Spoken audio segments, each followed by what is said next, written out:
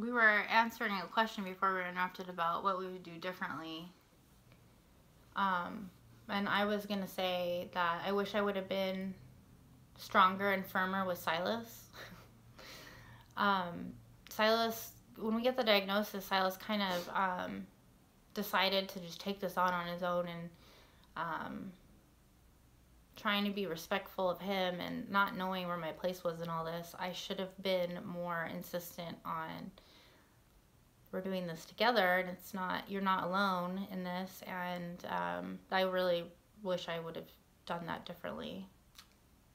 On building on that, I definitely could have been more open with my needs and not so closed off. For the first large part of this treatment, I was very, I'm fine, when I never was, and it never gave Bridget really the chance to care for me the way she wanted to, and probably what I really needed. But I'm stubborn, and at least now we've come together and we're on the same page, and it's better. I had this moment in December where he needed a radiation, and he wanted to say, no, I'm fine, I don't need to. And I said, no, your doctor just said it's an emergency. You need to do this. You need to add this. And he said no. And I left the hospital room, and I went and got the doctor, and I said, I'm confused. You're saying it's an emergency, and you're letting him leave this hospital without radiation. No. I made a huge deal. Yeah. That was... And he came back in the room and told Sylas, your wife is absolutely right. If you don't do this radiation, you're going to die. And what happened? He did the radiation, and he got to CAR T-cell. So it was the first time I had to, like, stand up and, like, go out of my comfort zone and feel like I'm, like, crossing some sort of, like, boundary of Sylas's, and made a decision, you know, made a big deal out of something, and I'm glad I did. So next question is, if you were stranded on a desert island, what 3 albums would you take with you? I would take 3 Garth Brooks albums with me. Not sure which ones, but they would all be Garth. Is he the one who sings Achy Breaky Heart? No. Who sings that? I think that's... Achy Breaky Heart? Isn't that Garth Brooks? No, it's definitely not Garth Brooks. I couldn't even tell you who it is. I can tell you that... Well, I couldn't tell you, obviously. That Garth Brooks is probably one of the best country artists of all time. I don't care what Craig says about Johnny Cash. Anyhow, moving on. Craig thinks that Johnny Cash is the best country singer? Yes. Okay, I'm going to have to go with Craig's vote there. You guys both know nothing, so that's okay. Look, the only country artist I've ever, like, enjoyed listening to is Dolly Parton and Johnny Cash. I'm that one dude with the deep voice. George Strait. Okay, that guy. Yeah. But this country thing else. about, like, oh, my dog and these girls in short shorts. Okay, enough. Move on. My three would definitely be the Black Album by Metallica. That's their best album. Gosh, I'm a really big music person. This is hard. I would definitely take, like, an album with, like, Led Zeppelin's greatest hits, because I could never get sick of that. I am really into Post Malone right now. I know.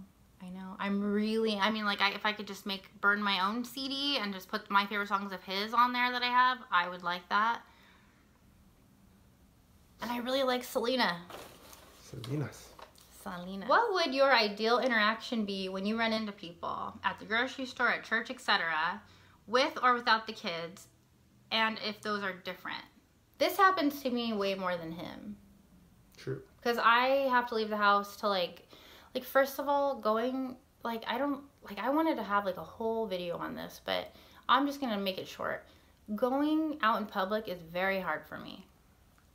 One, we get asked a lot at the beginning. We would get asked so much questions, and everyone would be, like, all over him, that the kids and I would just stand there like, okay, we're just hearing, the kids are hearing the same thing over and over, and that's hard on them.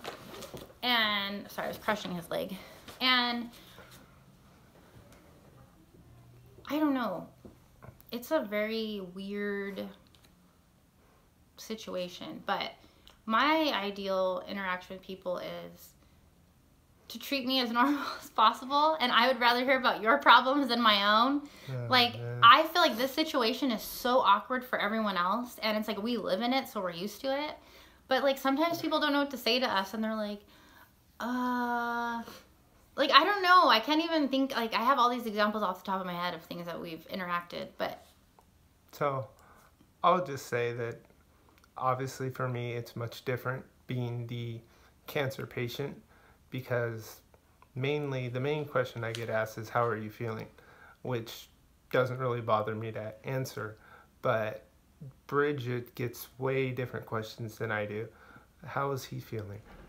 But then she gets, you know, do you guys need anything? Did this and that and that and that? What treatment are you doing? Have you thought about doing this? I never get those questions. So usually interactions with people are much easier for me than they are her.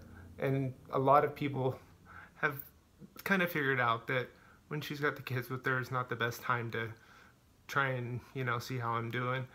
But that's one thing, is that if she's with the kids, just limiting the talk about what's going on with me.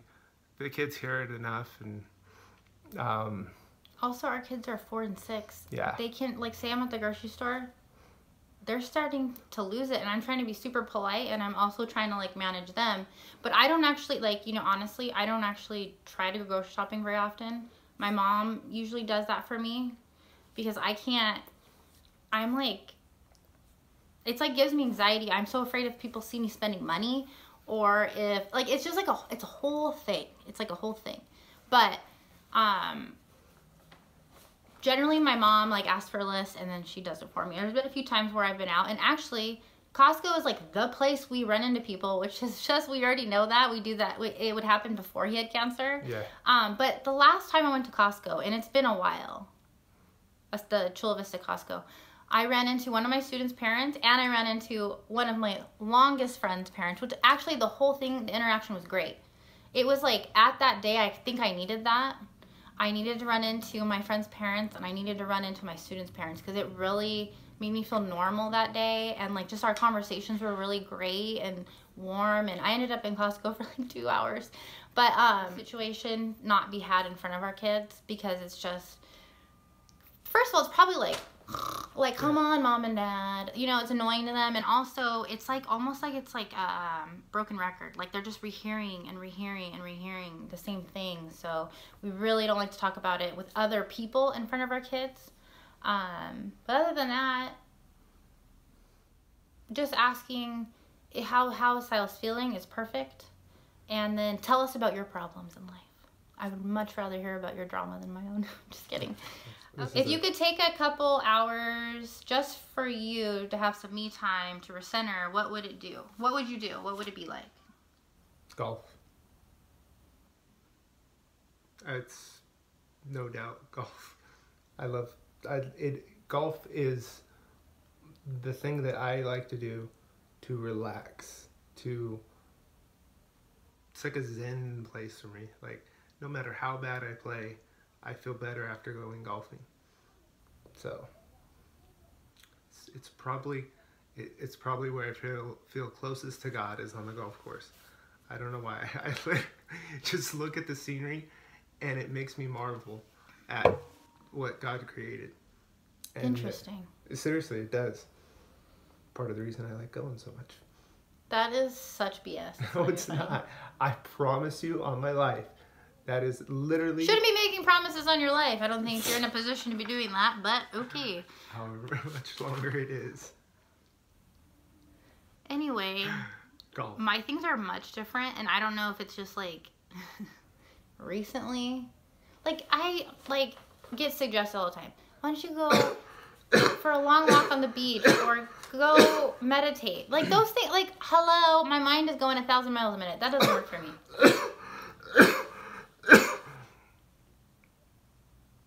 Do you need some water? No, I just had some. Okay. How I've been dealing or handling my stress, I'll just make this a stress question, is I really like to start projects around my house that are absolutely unnecessary, like reorganizing things, purging things, I mean, She reorganized the kitchen. I've reorganized our kitchen. I mean, our entire kitchen. Our entire kitchen, every cupboard in the kitchen. I mean, moving dishes and plates and switching them with food, knocking cupboards out. I have done it 2 times, Everything twice. was fine the way it was before. It was not efficient. It was not efficient. Also, no, I mean, literally, I like to, like, reorganize and, like, get busy with, like, these little projects. And another thing, probably something I like to do for myself is... Podcast. Well, I do that while I'm organizing. I like to listen to podcasts while I'm working. I'm really into, like, mystery, detective. I'm like, that's how my brain works. But I really enjoy sewing a lot, which I haven't been able to do for months because all my classroom's packed and my stuff's packed for a very great reason. I really was thinking that I need to get into some sort of sport or, like, exercise that, like, can help me. You can come play golf with me. That is not exercising. You have to walk from the cart to the green 18 times. Exactly. That is not exercise. That is lazy. That's a lazy sport. It's a lazy sport. Not if you walk the course. Okay, let's just say something. I do golf, just so everybody knows. I am nowhere as good as Sylas. I can drive balls. I'm really talented at that. But putting and, like, the slow stuff, not for me. I'm into fast. Okay. But I like to be out on the course with Sylas. I like to watch him play golf. When she put, what is something each of you miss doing? She doesn't get to really sew anymore, or have time for herself, so. I don't have any time for myself ever. So pretty much all the things that she just listed. Well, no, it's like. What's the number one thing you miss doing? Just one thing. I don't know. I feel like you know what's something I really do like to do for myself that makes me happy? I really like clothing, and I really miss shopping and buying myself clothes. You and every other female in this world. Not everybody. Not everybody likes clothes. But, like, there's something about fashion and being unique. Like, I can find my uniqueness in that. I do miss that. And as you can guess, golf would be one of the things I miss doing. But right now, I especially miss playing with my kids. I have not gotten to do that for quite a while, just because even when I was out of the hospital, I didn't have the energy. I didn't feel good most of the time. So, hopefully, I'm going to continue to get better, and that energy will return, and it'll be me who can go outside and play catch. And I really appreciate that my neighbor does it, but even if I can just get out there and throw the ball with them, it'll be great. It will make our son happy. Yep. I miss us being a family together. It feels like it's been so long. Like, he was in such bad shape for the last few months before he started CAR T-cell that it's like we haven't had him around. Even though he was there, he hasn't been an active part of our family in a really long time. I know it sounds weird, but it's true. I just mainly sit on the recliner and sleep. A lot. How has the situation affected or changed your relationship with God since being diagnosed? So, I'd say the first 6 months, it was not a big change. I'd say the last 3 months, for me, have really tried to focus in on my relationship, focus in on my devotionals, and really just try to grow closer to God.